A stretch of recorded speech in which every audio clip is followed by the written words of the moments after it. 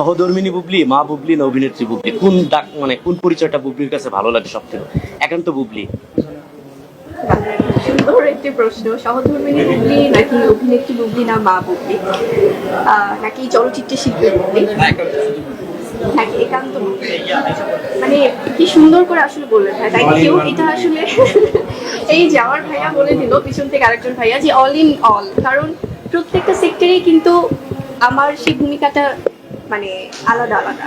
একজন চলচ্চিত্র শিল্পী হিসেবে যখন বুবলি আসছে তখন বুবলি আলাদা, যখন পরিবারে থাকছে সেটা সহধর্মিণী হোক, সেটা মেয়ে হোক, সেটা মা হোক, সবখানে আলাদা আলাদা ভাবে আসলে ভূমিকা পালন করতে হয়, দায়িত্ব পালন করতে হয়। তো সেখান থেকে আমার মনে হয় যে এক বুবলির সাথে আর বুবলিকে মেলানো যাবে না। অভিনেত্রী বুবলি হিসেবে সফল সবাই জানে, মা এবং সহধর্মিনী বুবলি কতটা সফল?